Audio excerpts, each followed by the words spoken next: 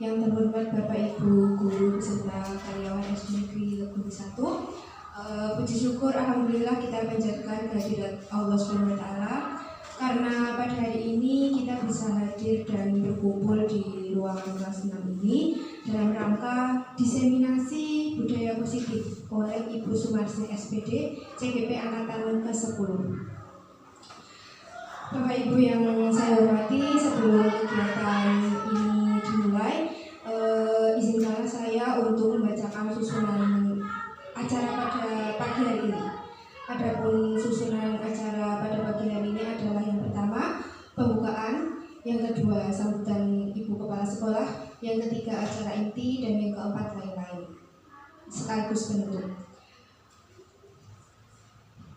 Marilah kita buka acara pada pagi hari ini dengan membaca doa bersama-sama.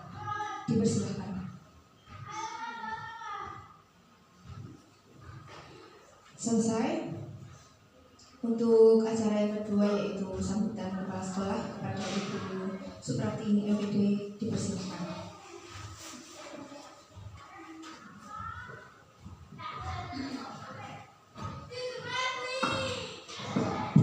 Terima kasih atas waktunya. Assalamualaikum warahmatullahi wabarakatuh.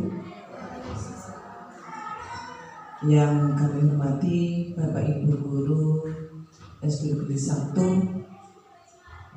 Pertama dan utama marilah kita panjatkan puji dan syukur kehadirat Allah Subhanahu wa taala, Tuhan yang Maha Esa, karena atas limpahan rahmat dan hidayahnya pada pagi hari ini kita bersama-sama bisa hadir di ruang kelas 6 dalam rangka mengikuti kegiatan diseminasi yang akan disampaikan oleh Ibu Sumarsi selaku calon guru penggerak angkatan 10 Kabupaten Gunung Kidul.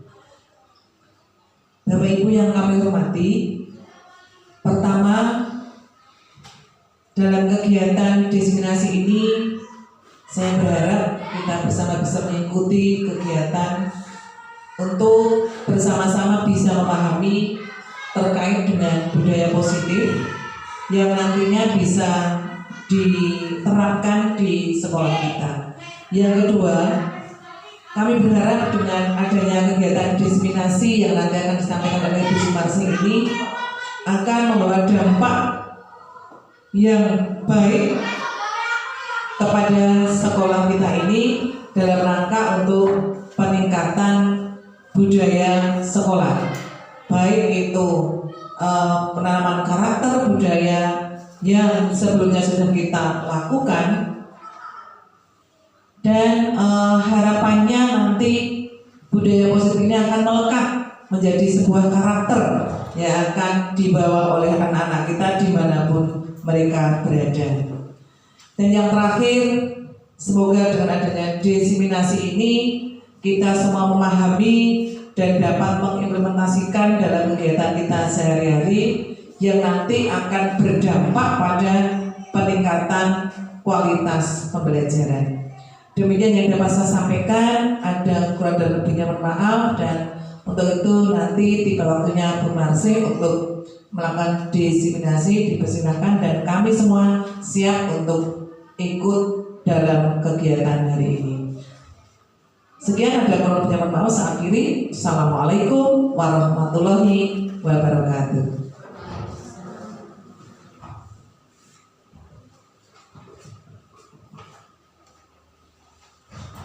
Terima kasih kepada Ibu Kepala Sekolah yang telah memberikan sambutannya. Untuk acara yang selanjutnya adalah acara inti. Namun sebelumnya di hadapan Bapak Ibu telah tersedia snack seadanya. Semoga dikersakaken. Untuk yang selanjutnya adalah acara inti. Kepada Ibu Sumarsi, dipersilakan.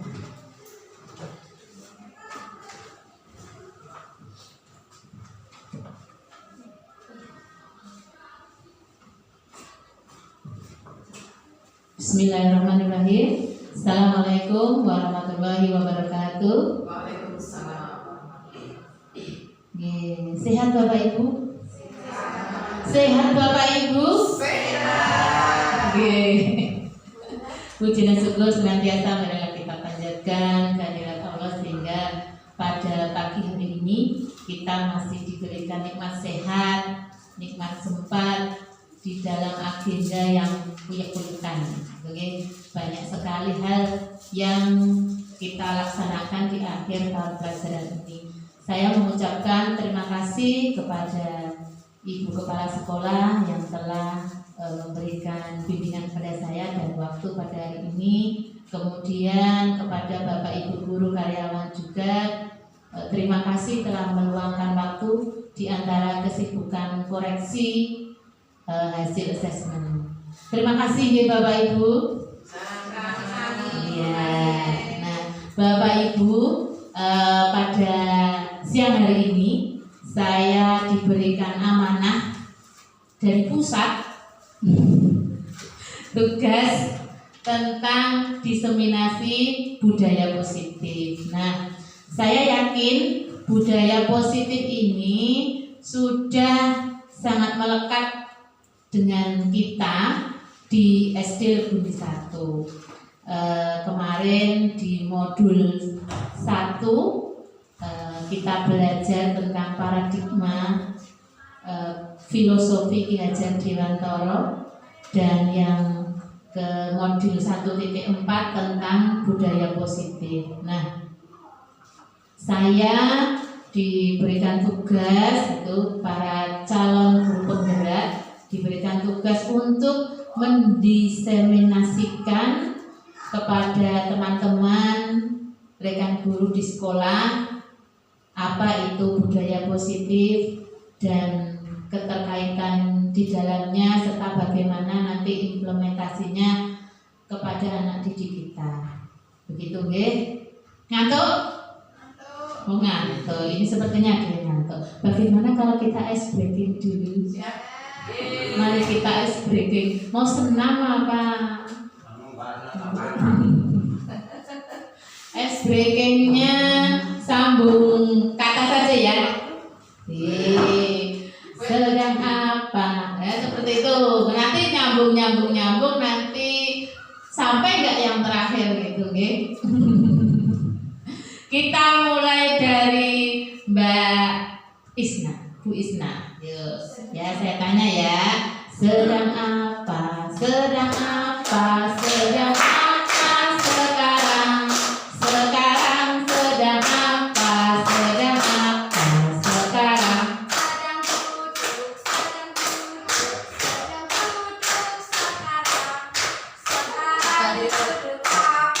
Duduk apa? Ayo, Buatis ya.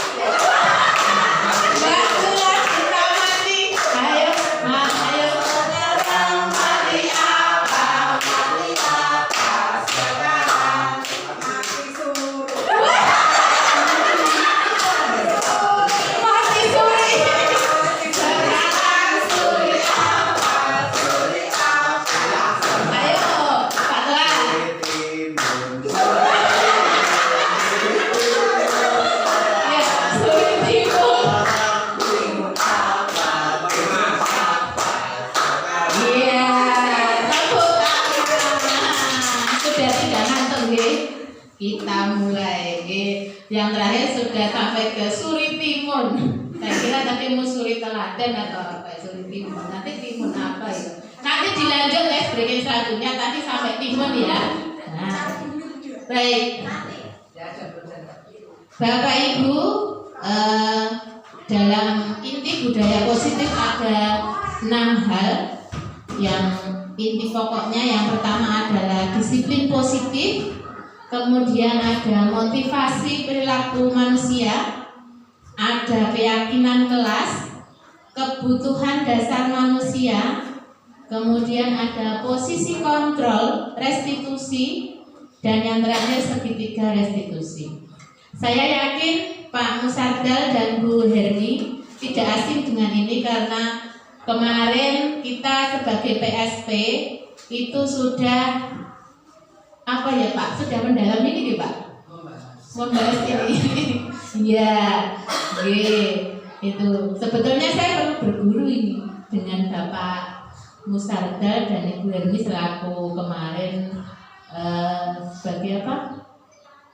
Istilahnya waktu kelas 1 dan 4 komite pembelajaran. Oke.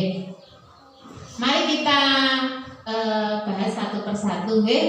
Yang pertama tentang disiplin positif.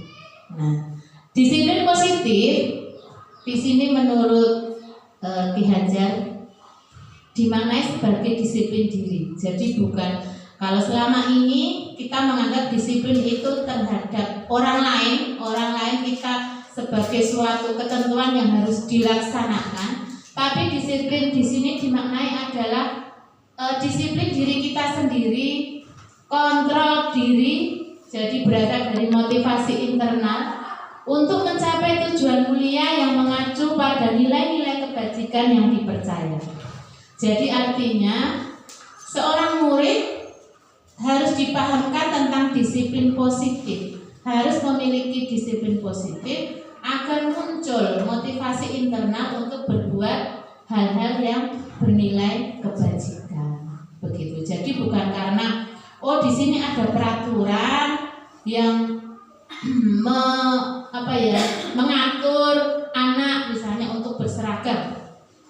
Anak berseragam bukan karena kok takut karena hukuman misalnya, tetapi muncul dalam diri sendiri bahwa ini adalah suatu tanggung jawab. Nah, jika disiplin positif ini motivasi dari dalam internal sendiri, maka dia tidak akan terbebani seperti itu. Nah, kebajikan itu di sini sedikit seperti ini, nilai-nilai kebajikan ada keterus-terangan, ada keberanian, di sini ada semangat. Nah, anak-anak memiliki semangat untuk belajar, itu berarti salah satu bentuk disiplin diri. Nah, seperti itu. Kemudian ada percaya, bersyukur, ada rendah hati, kemudian jujur. Seorang anak yang memiliki kejujuran, dia pasti akan bertingkah laku yang baik. Nah, ini adalah beberapa nilai-nilai kebajikan yang diharapkan melekat pada murid. Seperti itu. Kita sebagai guru dapat menanamkan ini.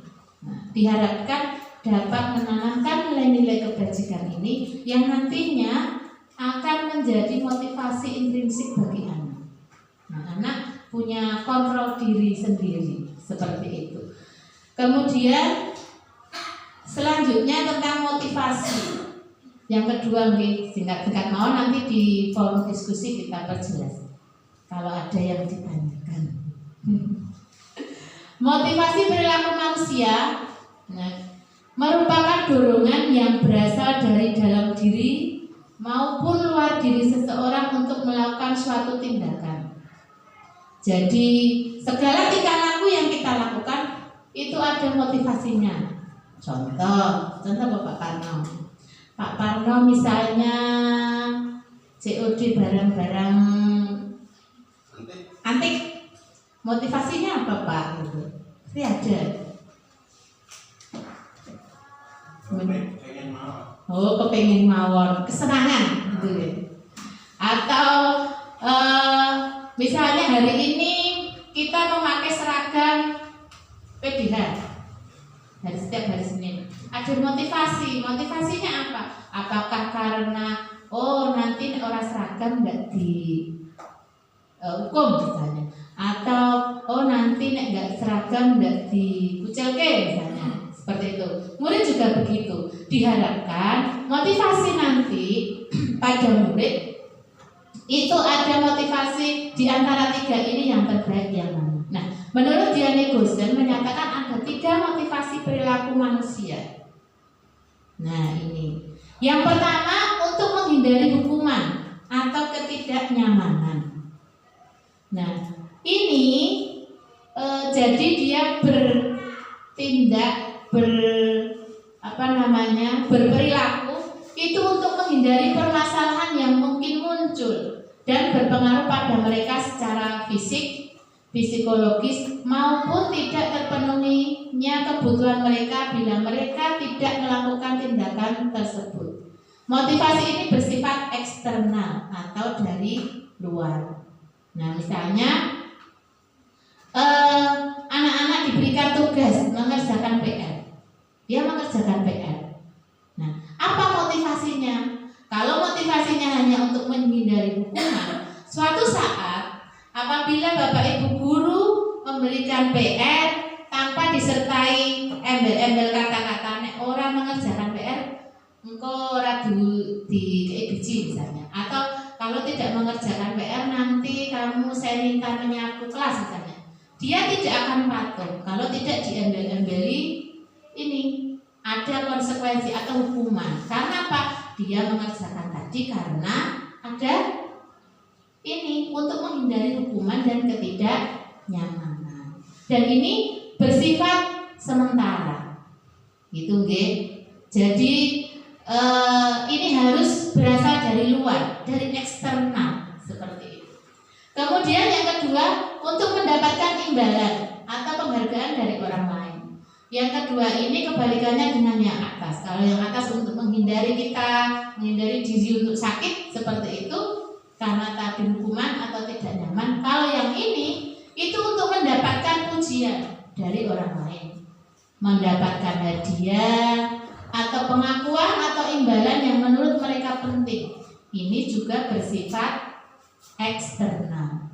Nah, misalnya anak-anak rajin belajar supaya nanti nilainya bagus, mendapatkan ranking 1, mendapatkan hadiah. Sebetulnya menurut yang saya pelajari itu tidak tepat. Karena apa?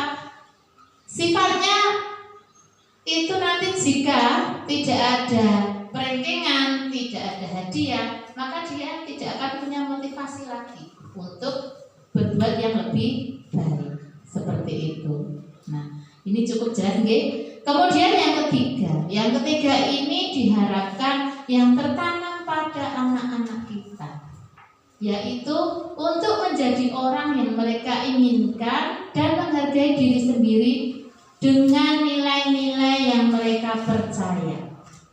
Melakukan sesuatu karena ingin menjadi orang-orang yang melakukan nilai-nilai yang mereka yakini dan hargai.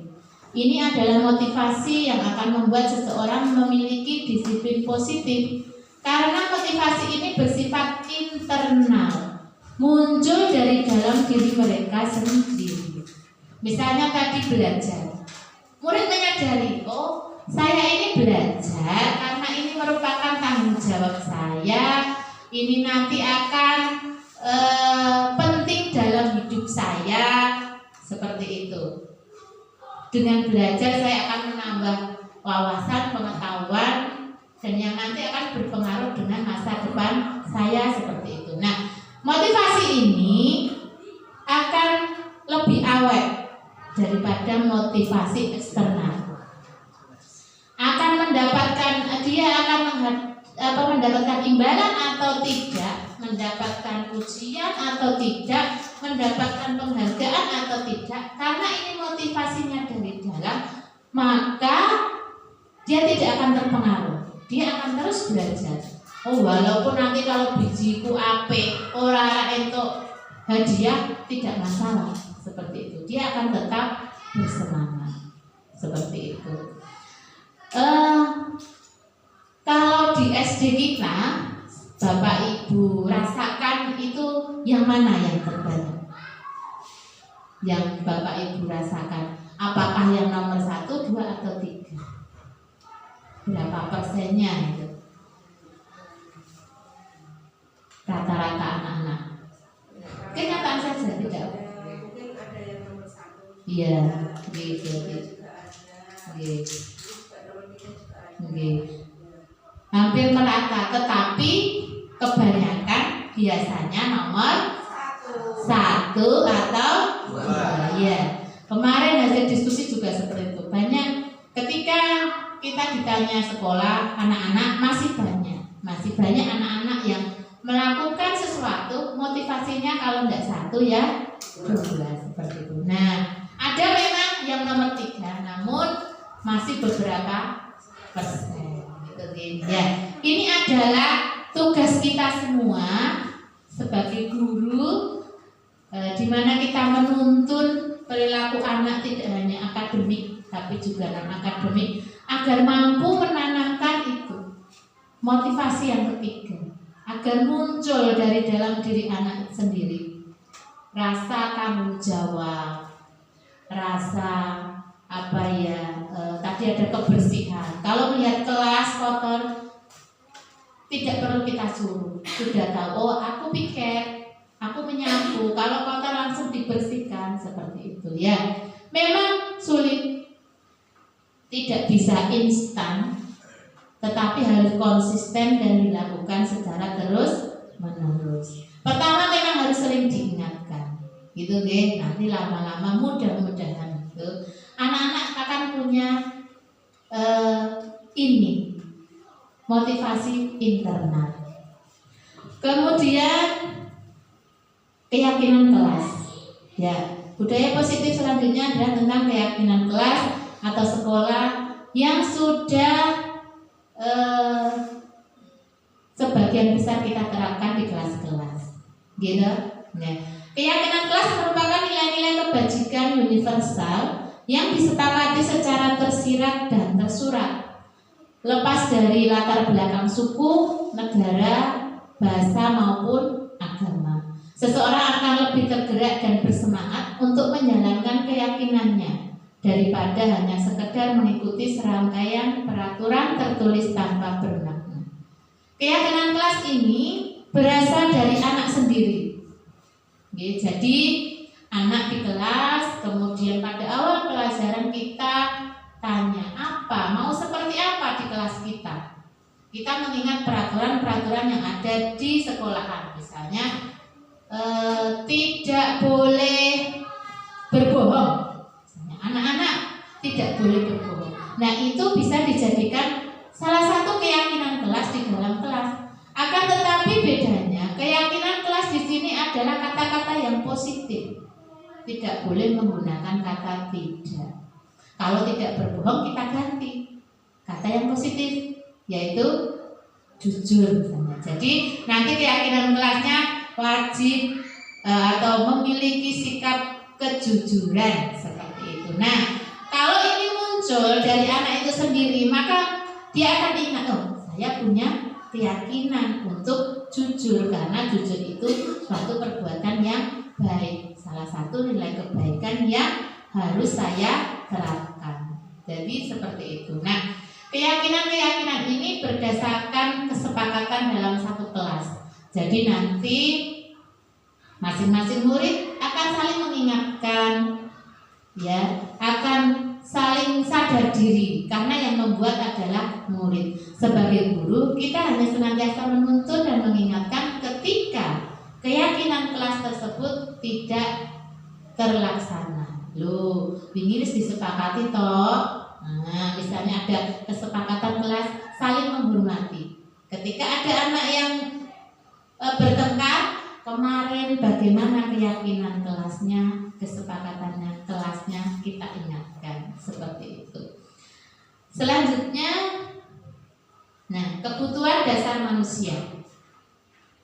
Manusia itu punya 5 kebutuhan dasar yang senantiasa harus terpenuhi, baik secara sadar maupun tidak sadar. Oke? Seluruh tindakan manusia memiliki tujuan tertentu. Semua yang kita lakukan adalah usaha terbaik kita untuk mendapatkan apa yang kita inginkan. Ketika kita mendapatkan apa yang kita inginkan, sebetulnya saat itu kita sedang memenuhi satu atau lebih dari kebutuhan dasar kita. Tadi di awal saya sudah tanya dengan Pak Parno, misalnya membeli barang antik. Kenapa Pak? Ya senang gitu. Oh berarti Pak Parno memenuhi salah satu kebutuhan dasarnya, yaitu yang mana? Kesenangan. Ya, mungkin Pak Parno butuh lagi yang kedua gitu kan. Ada ini nek aku beli barang antik, ibunda saya di rumah misalnya akan lebih misalnya. Berarti selain memenuhi kesenangan, ketika Pak Parno membeli barang antik tersebut sampai rumah, ibu saudara, ya Allah, hatiku senang ya Allah Pak Parno, misalnya seperti wah Pak Parno jadi bahagia gitu kan. Berarti itu ada kasih sayang dan rasa diterima. Berarti Pak Parno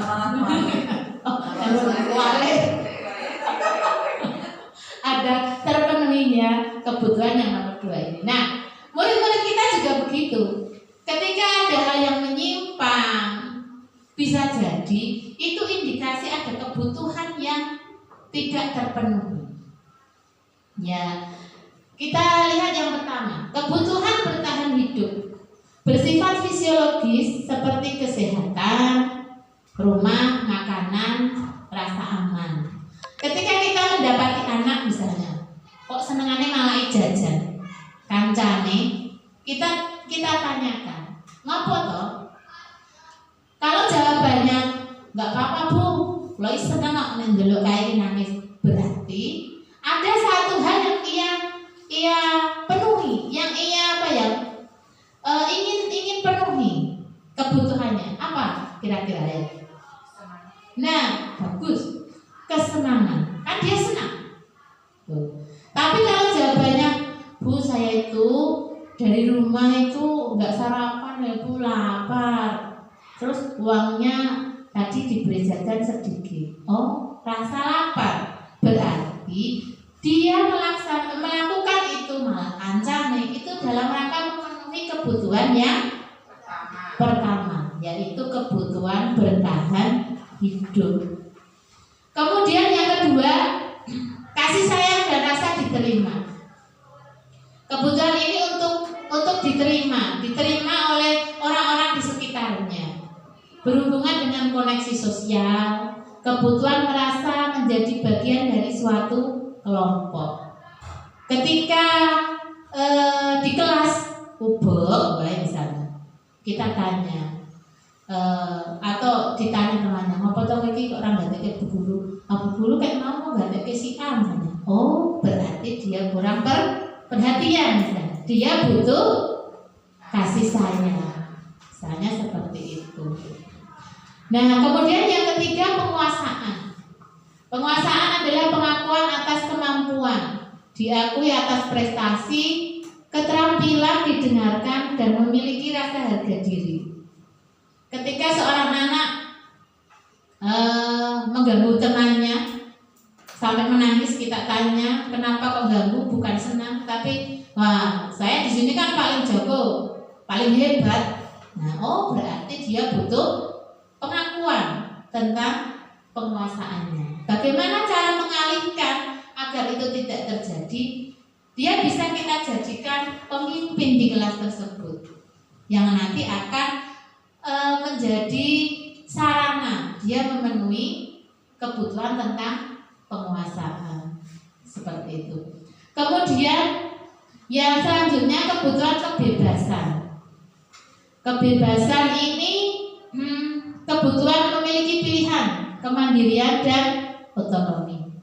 Setiap anak punya kebebasan untuk berpendapat misalnya di kelas, atau untuk melakukan sesuai ide-idenya. Ketika kita menentukan suatu pembelajaran, dia tidak mau, bisa jadi ada kebebasan ini dia tidak terpenuhi, dia tidak mau terikat, dia ingin melakukan sesuai apa yang menjadi idenya. Nah, ini juga harus difasilitasi. Kemudian yang terakhir adalah kesenangan. Kesenangan ini adalah untuk mencari kesenangan, bermain dan tertawa. Ini anak-anak kita ini memang harus terpenuhi karena memang tarafnya adalah tentang kesenangan itu harus diutamakan. Begitu, Bapak Ibu, untuk mengurangi rasa kantuk, saya akan memberikan kuis kabut. Ada beberapa pertanyaan, kita akan cek kira-kira kebutuhan apa yang dipenuhi. Oke, siap deh, sebentar. Nomor 1, Ibu guru bilang, aku tidak boleh bersenandung sewaktu mengerjakan tugas. Katanya kelas harus tenang, tidak ada suara. Kan nggak seru jadinya. Nah, kebutuhan apa ya Bapak Ibu yang kira-kira sedang dipenuhi? Kesenangan, kebebasan, kasih sayang, penguasaan. Kan itu tidak boleh, berarti pengennya bebas. Kan nggak seru gitu deh. Kita lihat. Bebas senang, yang bebas berapa? Bebas. Kebebasan 3. Senang. 4, 5. Ya, coba kita ya ambil. Nih, ternyata jawabannya kesenangan ya. Oke, berikutnya.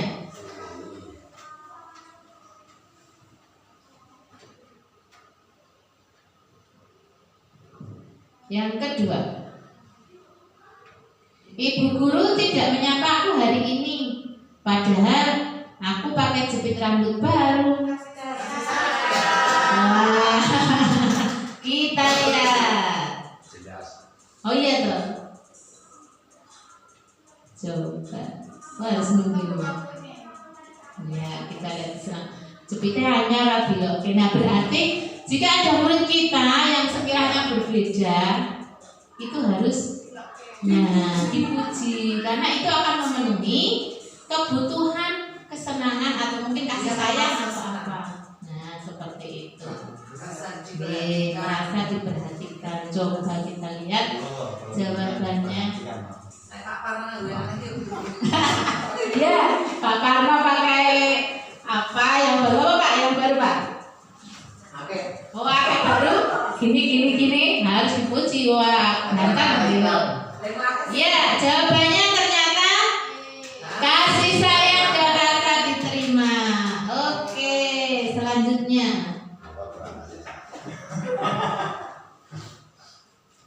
Nomor 3. Aku bosan, masa belajarnya cuma gitu-gitu aja, dengerin ibu guru aja.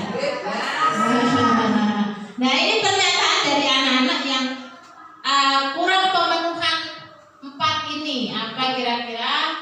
Jenuh dengan belajar. Ya, jenuh. Masa lu masih guru ceramah wae mau kayak pertanyaan. Wah, mangane. Po karo reok gitu. Nah, itu ya misalnya. Atau apalagi? Ada yang pernah di antara Bapak Ibu mungkin di kelas itu anaknya seperti itu. Bosan Bu gitu atau Pak gitu.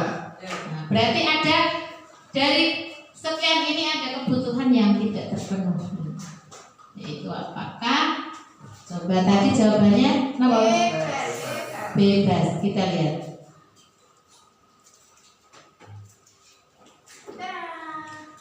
Ya, betul.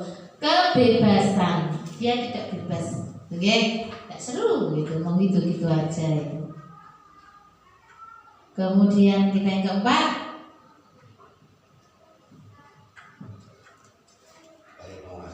Aku sebel, gambarku tidak rapi, malah ibu guru nunjukin ke teman-temanku di depan kelas.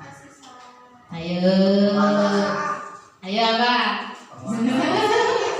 Masa Eli ditunjuk-tunjukkan loh setia. Yang mana ya? Kasih sayang. Ayo.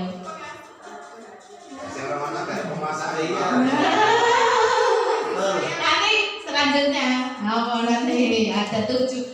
Aku anu ya. Tadi saya buat 10 atau 20 nama, bagus ya. Tapi ini tadi macam tahu bulat. Jawabannya 7 dulu. Ya. Oh, Google. Enggak. Oke. Tentang tidur. Iya.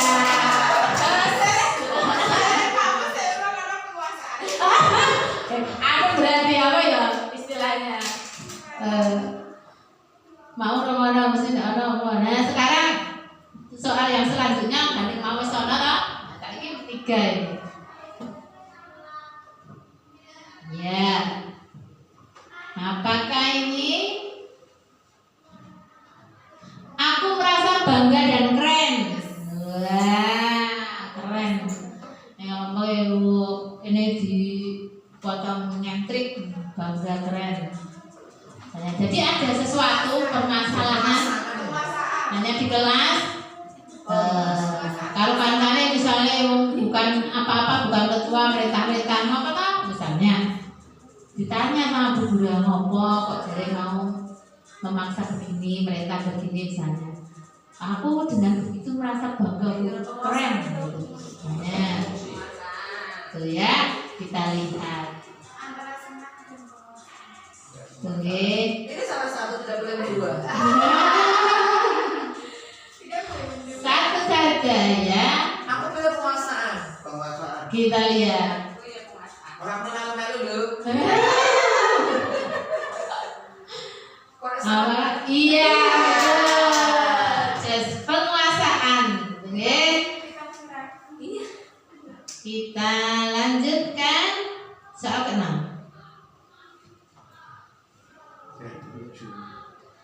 Aku senang bisa pergi ke tempat-tempat yang aku suka. Kalau kamu ngerti kita ini. Apa kebebasan? Apa kesenangan? Aku senang bisa pergi ke tempat-tempat yang aku suka.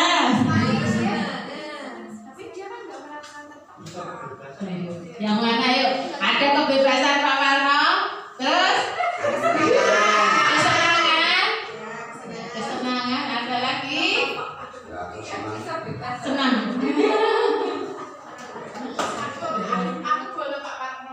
Loh ya Pak Warno diboloni Mbak Anja. Koncel. Oh kebebasan. Oh abang. Aku senang. Ya, senang apa bebas itu ya? Ya. Ternyata bebas kan? Senang bisa ke tempat yang aku suka itu loh, kemana-mana bebas. Terakhir. Ya. Oke. Menyetir mobil itu seru. Seru misalnya. Atau naik motor seru, naik sepeda itu seru Bu gitu. Ya. Atau nanti kalau tadi di kelas gitu melayu-melayu gitu, tangani ngopo kok melayu-melayu. Seru Bu melayu-melayu iki. Nah, oh berarti dia sedang memenuhi salah satu kebutuhan dasarnya. Apakah kira-kira? Yeah. Senang. Ya. Kebutuhan ini yang sering muncul ya. Tadi ada 5 gitu. Yang pertama kebutuhan dasar, makan dan kebutuhan bertahan hidup. Ya, kesenangan. Ya. Sudah terangkat Bapak Ibu, kita lanjutkan. Sudah main game sebentar. Sekarang kita kembali ke laptop.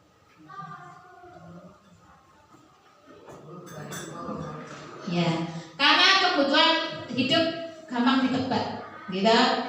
Bocah ngelih, jawabannya ngelih bu, mesti tentang kebutuhan bertahan hidup atau kesehatan. Dia sakit perlu diperiksakan, berarti kebutuhan bertahan hidup. Selanjutnya adalah posisi kontrol restitusi. Ini adalah poin ke-5. Ya. Posisi kontrol restitusi itu adalah posisi guru. Posisi penempatan guru dalam mendampingi anak baik di kelas maupun di lingkungan sekolah. Ada 5 posisi kontrol. Yang pertama sebagai penghukum. Sebagai penghukum, manakala bisa menggunakan hukuman fisik maupun verbal, senantiasa mengatakan bahwa sekolah memerlukan sistem atau alat yang dapat menekan murid-murid lebih dalam lagi. Ketika ada anak yang terlambat, tak kayak contoh sampai segala Pak Karno, tegar, ngapa telat? Ngerti orang jam biru. Ayo, misalnya di pojokan berdiri. Nah, berarti Pak Parno ini melakukan posisi restitusi sebagai penghukum. Nanti dulu, kira-kira oleh apa? Nah, penghukum ini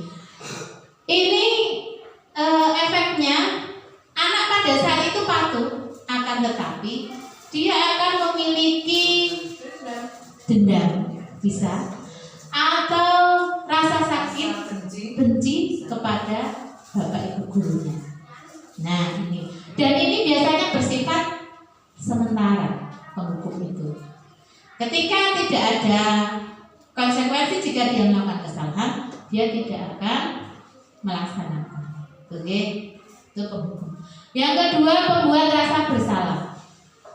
Membuat keheningan yang membuat orang lain merasa tidak nyaman, bersalah, dan rendah diri.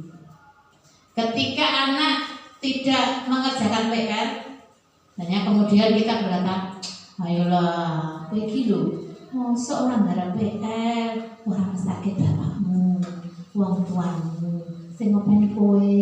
Nah, dia akan merasa tidak nyaman, merasa bersalah. Ayo, nek biji melek piye. Nah, sebetulnya ini selalu terjadi setiap hari gitu. Saya juga pernah melakukan itu. Itu berarti posisi guru tersebut sebagai posisi kontrolnya membuat rasa bersalah. Iya. Begini salah, begini salah. Kemudian yang ketiga, jadi tidak boleh seperti ini karena nanti akan membuat anak merasa bersalah, rendah diri, seperti itu. Jadi dia tidak nyaman. Sebagai teman, mengontrol murid melalui persuasi, menggunakan hubungan baik dan humor untuk mempengaruhi seseorang. Terkadang kita juga sering melaksanakan, ayolah saudara, langsung ibu. Nah, ini sering kayak ibu itu karena apa? Kita teman, kita sering bersendau-gurau dengan murid, seolah-olah tidak ada batasan. Ini juga ada sisi negatif dan positifnya. Di sisi positif mungkin anak akrab, gitu kan, menganggap kita teman, tetapi di sisi negatifnya kita tidak akan, nah seperti itu, karena akan menganggap teman, gitu loh. Kalau menganggap dulu kadang, kalau anak-anak kita itu sering dari ini orang bosan misalnya, Mbak Isna misalnya karena kecil itu ya, bu guru kecil masih muda itu, ayo bu, misalnya, kan bu, yo seperti itu. Nah, ya semua ada plus minusnya, gitu. Kemudian yang keempat, pemantau, bertindak sebagai pengawas berdasarkan peraturan dan konsekuensi, mengandalkan perhitungan, catatan, data yang dapat digunakan sebagai bukti atas perilaku seseorang. Posisi pemantau ini, ketika kita melihat kasus anak, kita akan melihat flashback gitu. Oh, benar nggak yang kamu lakukan?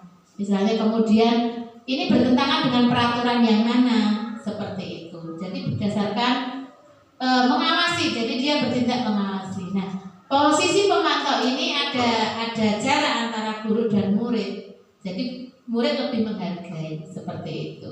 Karena kita akan menjadi pengawas bagi mereka sebagai segala tingkah laku anak kita awasi, ketika salah kita tegur dan sebagainya. Nah, tentu dengan cara yang baik ya, bukan yang hukum tadi, berbeda. Kemudian manajer ini adalah posisi kontrol yang sangat dianjurkan bagi kita sebagai guru. Jadi guru berbuat sesuatu bersama murid, mempersilahkan murid mempertanggungjawabkan perilakunya, mendukung murid agar dapat menemukan solusi atas permasalahannya sendiri. Nah, hal ini diajak berbincang-bincang, misalnya anak terlambat, kalau langsung dihukum, tidak langsung dibuat rasa bersalah atau mungkin teman nggak apa-apa, telat nggak apa-apa, bukan seperti itu. Tapi ditanya alasannya kenapa terlambat, terus kira-kira besok mau seperti apa agar tidak terulang lagi. Nah, itu kita tidak memberikan solusi, tapi kita menanyakan solusi itu dari murid itu sendiri.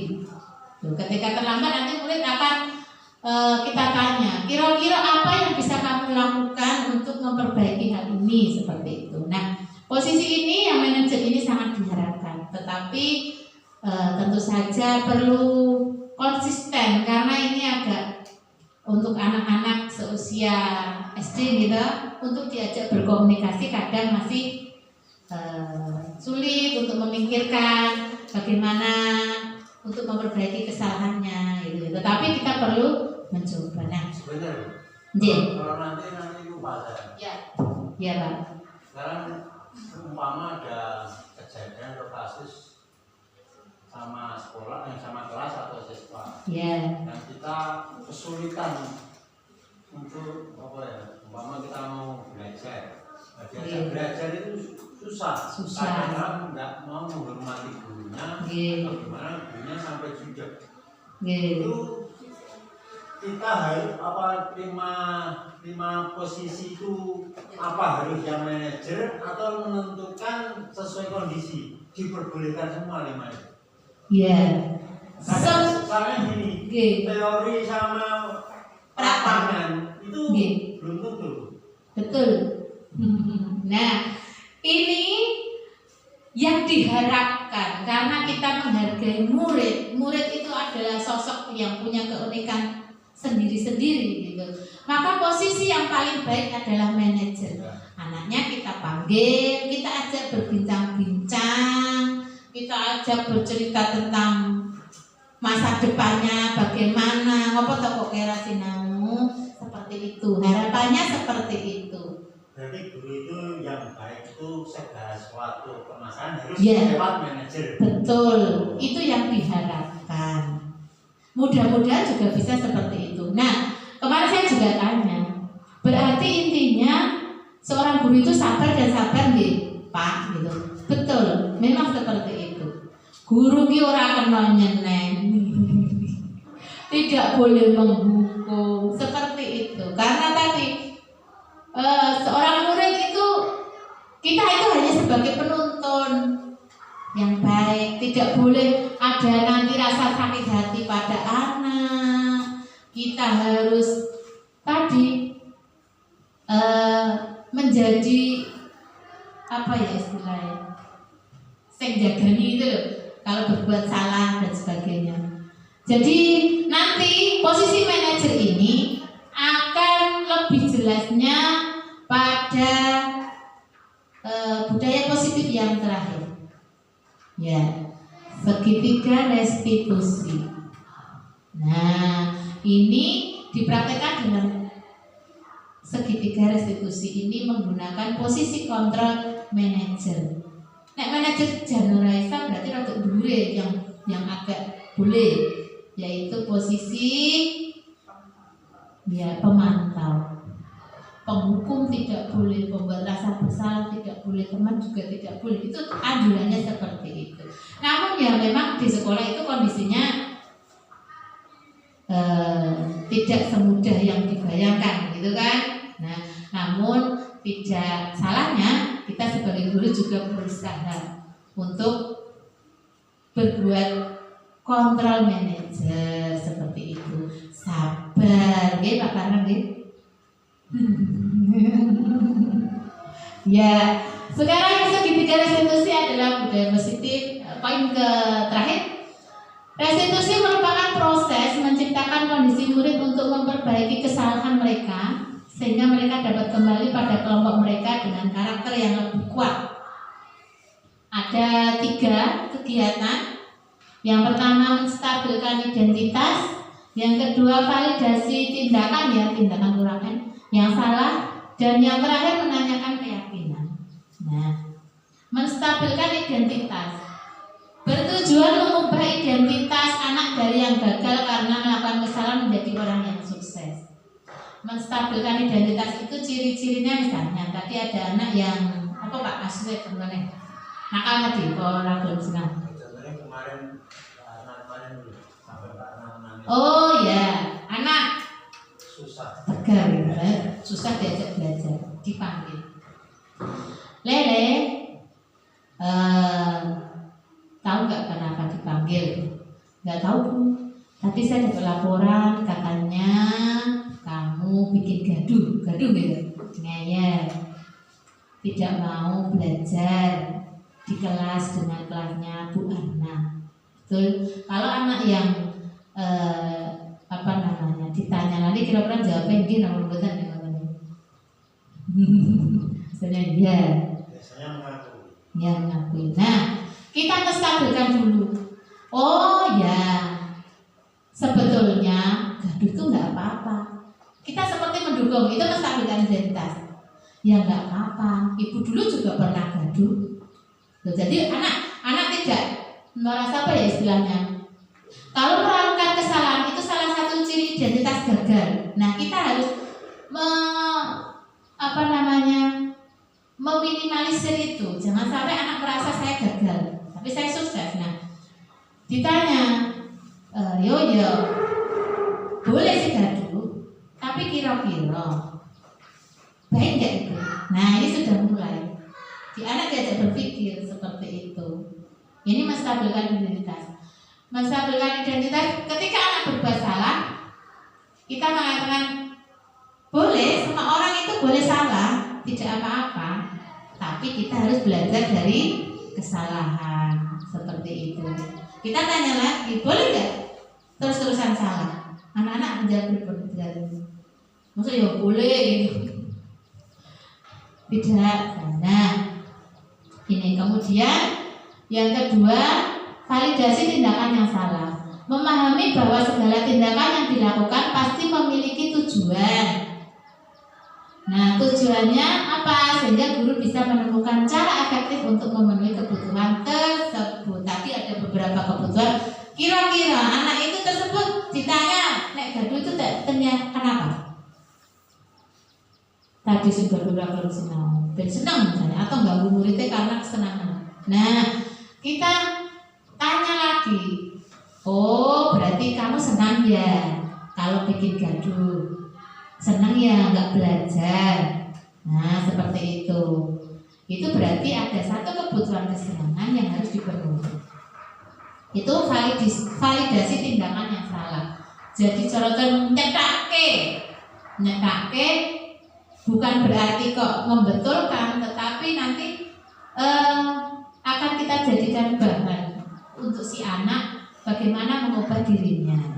Kemudian jika sudah, karena sebetulnya kita tanya lagi, oh kamu senang, tapi alangkah baiknya kesenangan itu tidak dengan cara seperti itu loh. Nah, coba kira-kira nek kowe gaduh gak kacang ora.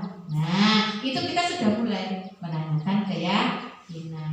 Kalau kita punya keyakinan kelas, kita tanyakan keyakinan apa yang bertentangan dengan apa yang kamu lakukan. Itu.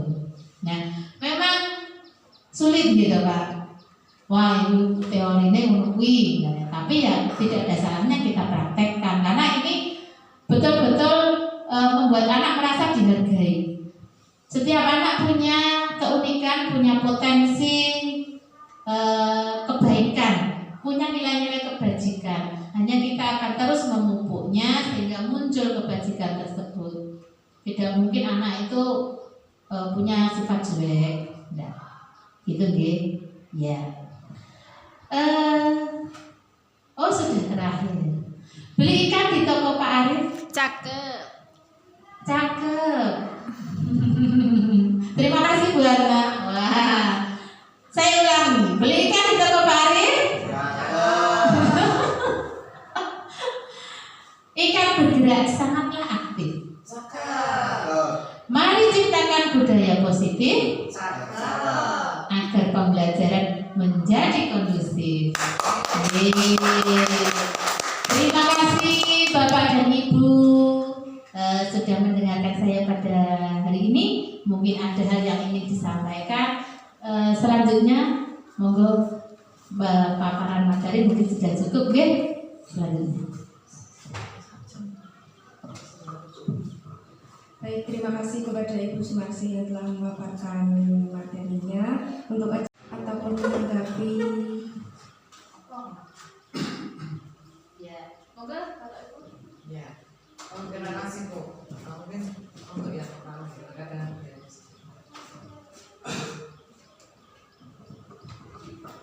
Ya.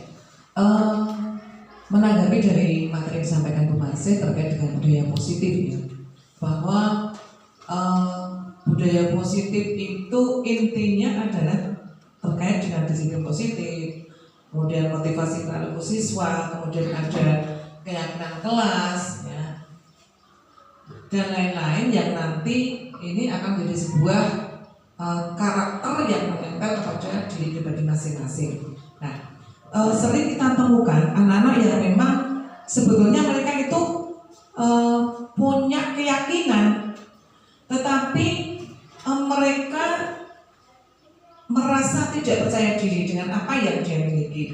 Padahal sebetulnya potensi yang dia miliki itu bisa kita kembangkan, yang nantinya bisa menjadi sebuah budaya positif. Nah, untuk itu mungkin Bu Marsi punya cerita atau bisa sharing bagaimana untuk membangkitkan rasa percaya diri siswa untuk mereka bisa lebih terbuka, lebih bisa percaya diri untuk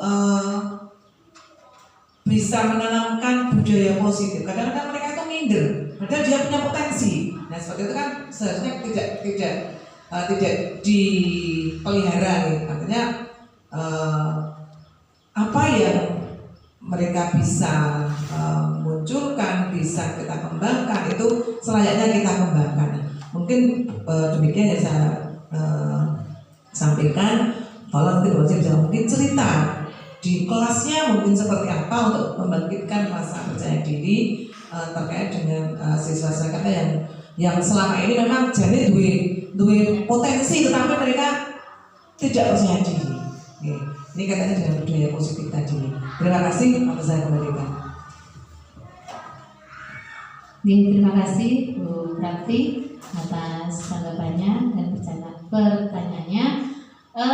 Untuk pengalaman di kelas saya, membangkitkan rasa percaya diri. Memang anak-anak kita itu jika dibandingkan dengan mungkin anak yang di kota misalnya, karena kita di desa, anak-anaknya pemalu seperti itu. Untuk di kelas kita bisa menerapkan anak-anak kita gilirkan untuk presentasi bisa. Kemudian ketika ada anak yang melakukan kesalahan, posisi kita tadi sebagai control manager tadi kita ajak untuk berbincang-bincang. Nah, itu juga bisa jadi salah satu cara, karena anak merasa dekat dengan kita. Kita merasa memahami, murid merasa dipahami. Seperti itu. Ketika anak melakukan kesalahan jangan langsung ditekan. Pasti dia punya alasan seperti itu. Nah, kemudian anak-anak yang merasa pada saat awal pelajaran itu sudah terlihat, oh kelas ini mayoritas anaknya pemalu. Kita buat keyakinan kelas. Misalnya saling menghormati, saling menghargai. Dengan begitu ketika dia bersuara, menyuarakan pendapatnya, yang lain akan menghargai. Tidak bersuara misalnya. Nah, ini. Kemudian lagi dengan sistem shock terapi. Wah, ini kadang juga efektif. Kita punya misalnya kartu undian, bisa lewat live di Google itu atau undian kertas. Nanti ketika ada pembelajaran kita kocok seperti arisan keluar siapa, maka dia akan mau tidak mau pasti tampil. Nah, ini juga salah satu cara berlatih agar anak mau maju, mau presentasi seperti itu. Kalau dengan media ini ada undian gitu, dan roda undian seperti itu. Mungkin dari Bapak Ibu guru yang lain punya tips yang lain, itu yang saya terapkan di kelas. Jadi kalau yang presentasi biasanya kalau berkelompok saya tidak mau hanya itu saja. Jadi saya pilihkan, misalnya di dalam kelompok ada A, B, C, setiap hari kok saya presentasi mau si A, saya nggak mau. Jadi harus yang lain seperti itu. Ini sangat besar sekali pengaruhnya Bapak Ibu, manfaatnya juga besar karena saya melihat anak itu tampil di kelas ini, walaupun cuma membaca hasil pekerjaannya, itu juga ada yang benar-benar redek izin, padahal hanya membaca loh, ya toh. Terkadang itu sepele bagi kita, tetapi sangat besar manfaatnya bagi murid, punya pengalaman. Nah, nanti kalau sering dia maju ke depan, maka percaya dirinya akan mulai tumbuh seperti itu. Jadi kadang kita melihat anak-anak yang vokalnya lebih vokal, lebih pintar, misalnya lebih menonjol, sering kita ajak maju dan sampai terlupakan anak-anak yang tadi sebetulnya butuh pendampingan, butuh latihan untuk setiap harinya. Seperti itu mungkin tips dari saya Bu, untuk pengalaman saya. Mungkin ada Bapak Ibu yang lain? Terima kasih Bu. Mungkin dari teman yang lain mungkin bisa menceritakan dari kelasnya. Mungkin ada dengan game yang membuat mereka dengan permainan dan sebagainya. Karena ini juga awal dari menanamkan mereka bisa percaya diri, yakin dengan kemampuannya. Bu. Terima kasih. Wonten Bapak Ibu? Cekap? Baik. Terima kasih Bapak Ibu. Demikian sharing tentang budaya positif. Mungkin nanti bisa dilanjutkan di komunitas belajar kita selanjutnya. Tentu saja saya dalam menyampaikan banyak kekurangan, banyak kesalahan, mohon dimaafkan. Saran kritik amat saya terima dengan berlapang dada. Saya akhiri. Assalamualaikum warahmatullahi wabarakatuh. Waalaikumsalam. Demikianlah kegiatan diseminasi budaya positif yang telah disampaikan oleh Ibu Sumarsi. Untuk yang terakhir, sebelum mengakhiri kegiatan pada siang hari ini, marilah kita tutup dengan berdoa. Berdoa dipersilakan. Berdoa cukup. Sebelum saya tutup kegiatan pada hari ini, jika dalam membacakan susunan acara terdapat kekeliruan, saya mohon maaf yang sebesar-besarnya. Saya akhiri. Wassalamualaikum warahmatullahi wabarakatuh. Waalaikumsalam.